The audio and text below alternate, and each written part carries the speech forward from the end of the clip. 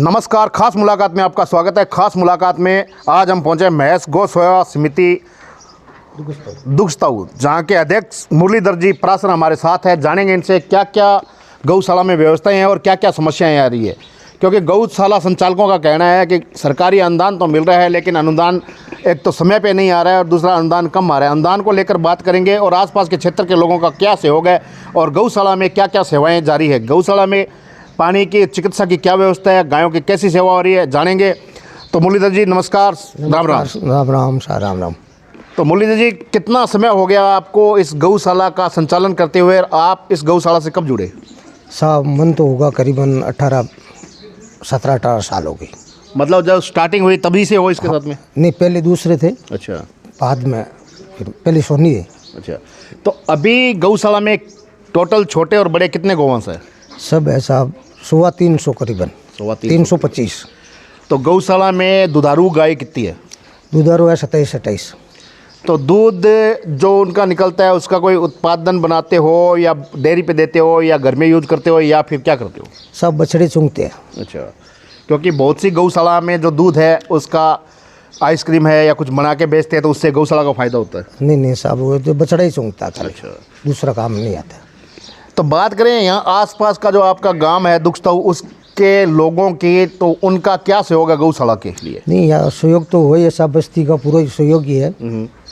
तो भी अनुदान भी मिल रहा है। अनुदान की बात करते हैं तो जो गौशाला संचालक है उनका कहना है कि अनुदान एक तो समय पे नहीं आता है। हाँ, और एक अनुदान कम आ रहा है। आपके हिसाब से अनुदान किस महीने में आना चाहिए और कितना आना चाहिए? अनुदान तो साहब जो तो वो गाया को करीड़ो है वो तो आनु चाहिए, पर वो थोड़ी सी टाइम आ जाए जरा संचालन हो रहा है। मतलब कौन से महीने तक आ जाना चाहिए? अब महीना को तो साहब यह ना कि अनुदान तो बचावे जरा ही घाल देवे, कहीं लेट घाल देवे, कहीं टाइम हो घाल देवे, यानी अनुदान तो आवे। क्योंकि अभी अनुदान आ रहा है 40-42 रुपये, और एक गाय के लिए जैसे गौशाला संचालक हमें बताते हैं कि कम से कम भी 70 से 75 रुपये आने चाहिए। आप क्या कहेंगे? बिल्कुल सही बात है, आपको कहना बहुत एकदम सही है। अतः आना चाहिए तो चलो इनको और संचालन सही चाले नहीं चाले को। बिल्कुल। तो गौशाला में चिकित्सा और पानी की क्या व्यवस्था है? चिकित्सा व्यवस्था कैसी है और पीने के पानी की क्या व्यवस्था है? पानी की तो साहब अडू गाँव लियावा और चिकित्सालय भी कंप्यूटर आवे देख के बिल्कुल। अच्छा। वो तो बरोबर चले। पानी वाली थोड़ी सी प्रॉब्लम चले, पानी की कहीं कनेक्शन हुआ नहीं अभी तक हाल, तो कनेक्शन होना बहुत ज़रूरी है। तो पीने के पानी को लेकर आपने स्थानीय विधायक या स्थानीय प्रधान से कभी चर्चा नहीं की? उनको बोला नहीं? क्या कारण रहा कि यहाँ गौशाला में पानी की व्यवस्था नहीं है? साहब प्रधान जी को और इनको तो यहाँ सहयोग भी तो है, लेकिन क्यों भी हो बने भी वे क्यों करा था करवाओ, ट्यूबवेल भी क्योंकि अपन पानी अट नीचे तो ट्यूबवेल का पानी तो खा रहा है साहब, मीठा है नहीं। वो आपने जो नहर को पानी आवे इको कनेक्शन कराना बहुत ज़रूरी है, इको हो जाए तो। क्योंकि राज्य में सरकार चाहे कांग्रेस हो चाहे बीजेपी हो, गाय के नाम पे 2% का सेंस लगता है, आपको भी पता होगा।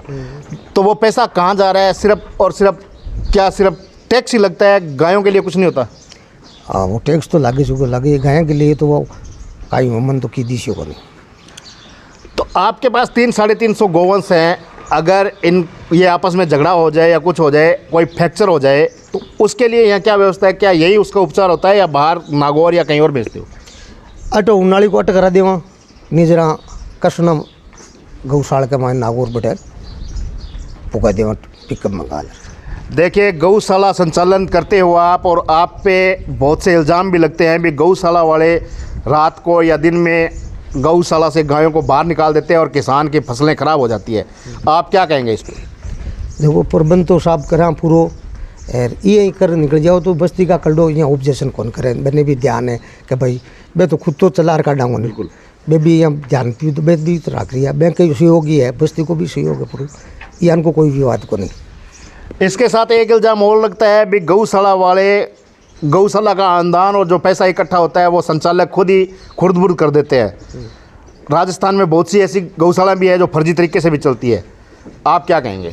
नहीं साहब, अट तो फर्जी वालों काम तो है को नहीं, अट तो चेकिंग वाला भी आवे, डॉक्टर भी आवे, तहसीलदार जी भी आवे, SDM साहब भी आया एक दो बार, पटवारी भी आवे, ग्राम सेवक भी आवे, सब चेक कर जावे। आपने तो एकदम जति गाया है अनुदान है 20, 30, 50 गाय बत्ती रखा साहब। कम नहीं रखा। तो गौशाला में कितने लोगों का आपने स्टाफ रख रखा है, कितने लोग हैं यहाँ पे? 5 है सब। 5 लोग हैं। तो सरकार से क्या अपील करना चाहेंगे और क्या कहना चाहेंगे? सरकार को तो कहना चाहूँगा कि भाई पानी वालों प्रबंध थोड़ी सी मांगे करो और अनुदान तो टाइम हो जावे तो इनके संचालन सोर चले। तो स्थानीय लोगों से क्या अपील करना चाहेंगे? स्थानीय वाला तो आपको करे ही है, सब सगड़ा ही सहयोग करे है, बस्ती का तो पूरा ही।